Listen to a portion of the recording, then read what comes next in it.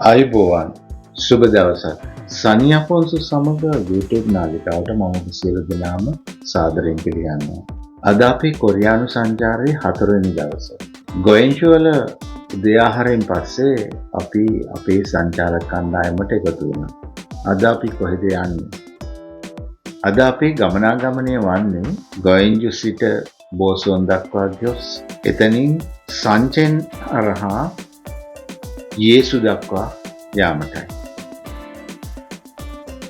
අපේ මුල්ම ගමනාන්තය වුණේ බෝසෝන්.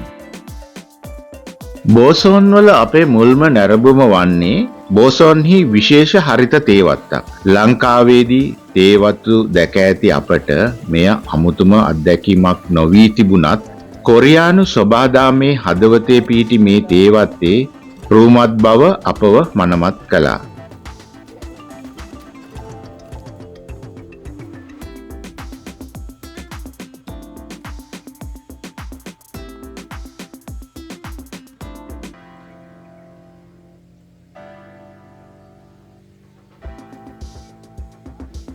ඇසට පෙනෙන තෙක් දුරට ගැඹුරු කොළ වර්ණයෙන් පිරි තේ ගස් විහිදී තිබුණි.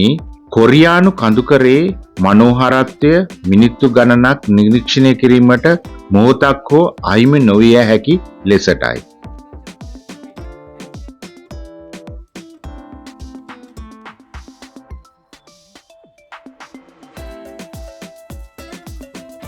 තේවත්ත හරහා නිදහසේ ඇවිද යාම අපට ලැබුණ විශේෂ අත්දැකීමක් වුණා. සුළඟේ සුවඳ, පතුලේ තෙත් මඩ මතු කරන ගැඹුරු සුවඳ හරහා හරිත තේ ගස් අතරින් ඇවිදීමට අපට ලැබුණා.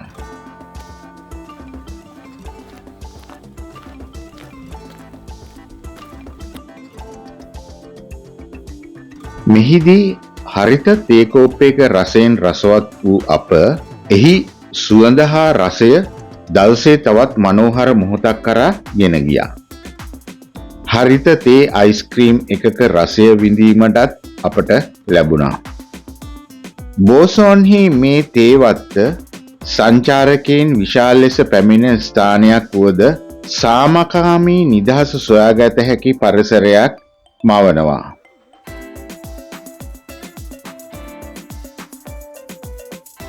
සොබාදහමයි සෞන්දර්ය සහ මනෝභාවය එකට රැඳෙන මෙතැන විවේක ගන්නා හා සිත් සංසුන් කරන කදිම තැනක් ලෙස මතකයක් තුළ තියාගන්නා බව විශ්වාසයි.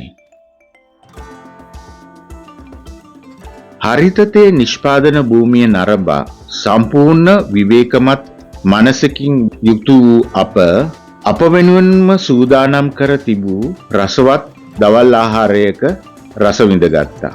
මෙය කොරියාවේ සුන්දරත්වය හා රසය එක්වෙන මොහොතක්. ඉන්පසු අපේ ගමනේ තවත් විශේෂ ස්ථානයකට යොමු වුණා. ඒ සංචෙන් වල පිහිටි සංචෙන් ජාත්‍යන්තර උද්‍යාන භූමිය නැරඹීමටයි.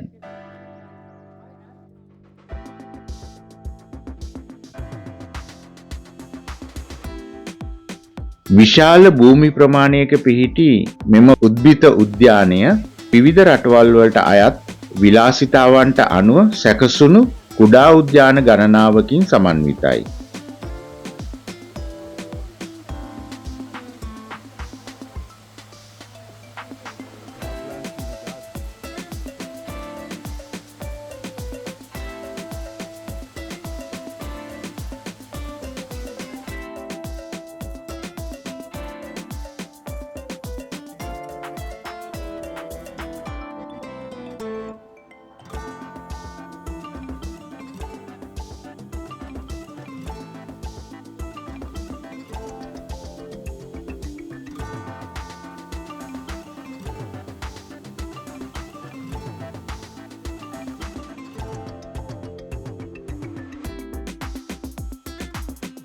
එක් රටේ උද්‍යානවලට ඇතුල් වූ විට එම රටේ ගම්මාන සංස්කෘතිය සහ උද්‍යාන කලාවේ විස්මිත බව අපට හැඟී ආවා.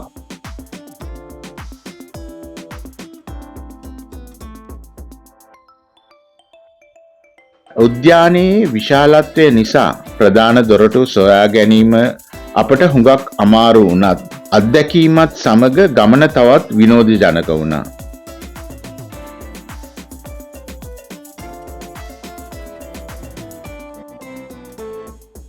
හැම පැත්තකින්ම රමණීයත්වයෙන් පිරුණු මෙය කොරියාවට යන ඕනෑම කෙනෙකුට නැරඹිය යුතුම ස්ථානයක් කියලා මට විශේෂයෙන් කියන්න පුළුවන්. මෙම උද්‍යානයේ නරඹා අවසන් වූ පසු අප ගමන් කළේ යේසු නගරය වෙතයි. මුහුදට ආසන්නයේ පිහිටි මෙම නගරය අපි වෙත විශේෂ අර්ථවත් මොහොතක් ගෙන දුන්නේ එහි පිහිටි විශාල අද්මිරාල් යී සුන් සින්ගේ පිළිරුවයි. මුහුදට මුහුණලා අභිමානවත් ලෙස සිටින මෙම පිළිරුව නරඹන විට මට ඔහු ගැන විශාල ගෞරවයක් ඇතිවිය. කොරියානු ඉතිහාසයේ අමරණීය නායකයෙකු යී සුන් සින් 1545-1598 අතර වූ ජෝසොන් පාලන යුගයේදී ජපන් නාවික හමුදාව විසින් කොරියාව ආක්‍රමණය කරමින් සිදු කළ ඉම්ජින් යුද්ධයේදී ජපන් නාවික හමුදාවට එරෙහිව දැඩි ලෙස සටන් කර ජයග්‍රහණය ලබා දුන් අද්විතීය නායකයෙකි.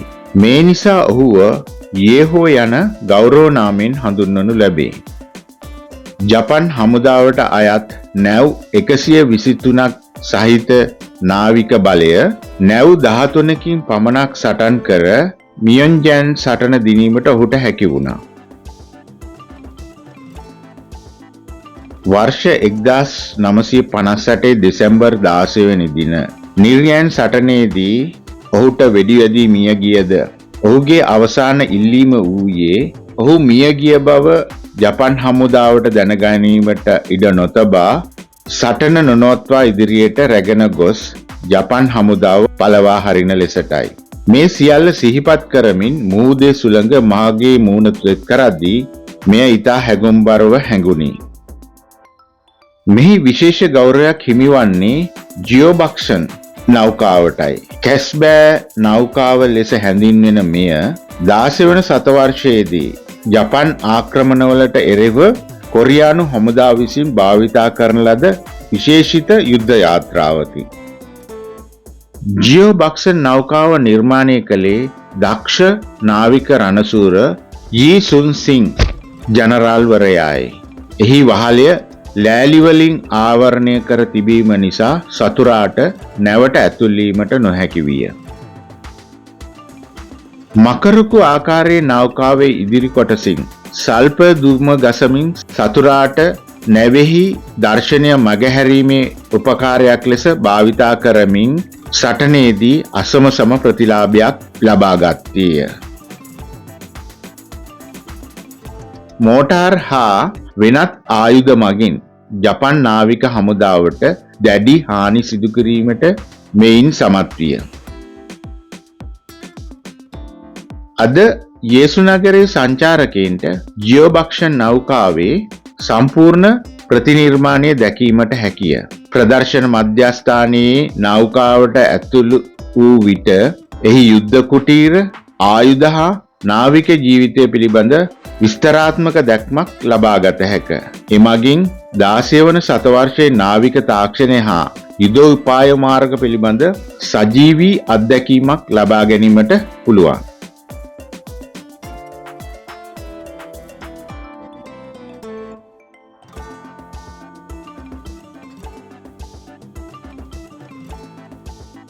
මෙහි පිටුපස මුහුද දෙස බලා සිටින යී සුන් සින් ජනරාල්වරයාගේ විශාල පිළිරුවක් ස්ථාපිත කර තිබේ. දකුණු කොරියාවේ දක්ෂිණ වෙරළේ පිහිටි යේසු නගරය නාවික ඉතිහාසය, ආකර්ෂණීය ස්ථාන හා මනරම් මුහුදු දර්ශන සඳහා ප්‍රසිද්ධය. ප්‍රදර්ශන මධ්‍යස්ථානයෙන් පිට වී අපි ගමන් කළේ යේසු මැරිටයිම් කේබල් කාර් මගින් ඩොල්සන් දූපත වෙතයි. මුහුද මැදින් ගමන් කරන කේබල් කාර් යාත්‍රාවෙන් යේසු නගරය, වරාය හා මුහුදේ පවතින කුඩා දූපත් සමූහය මනහරව දැකිය හැකි විය. කේබල් කාර් මධ්‍යගත දුරකථන පද්ධති හා නාවික මාර්ගයන්ට සම්බන්ධ වූ තොරතුරුද මෙහි ඇති විසිටර් සෙන්ටර් තුල විස්තර කරයි. ඩොල්සාන් දූපතේ උස් පර්වතයක මුදුනේ පිහිටි විසිටර් සෙන්ටර් තුලින් යේසු නගරය මුළුමනින්ම දර්ශනය කිරීමට හැකියාව තිබින. විශේෂයෙන් ඉරුබසින සන්ධ්‍යා කාලයේදී ආලෝකය සහ මුහුදේ මනරම්භාවය අසමසමයි.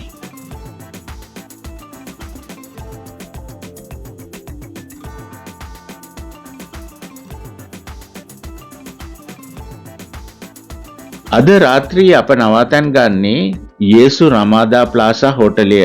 නගර මධ්‍යයේ පිහිටි මෙය වරාය දිස්වන කාමර සහ උසස් සේවාවන් නිසා සංචාරකයින් අතර ජනප්‍රිය හෝටලයකි. ඉතින් කොරියානු සංචාරයේ 5 වන දිනය ගැන ඉදිරියට තබමින් මම මෙයින් නවතින්නම්. මෙවැනි වීඩියෝ ඔබලාට ඉදිරියේදී බැලීමට අවශ්‍ය නම් මෙය සබ්ස්ක්‍රයිබ් කරන්න. ස්තුතියි.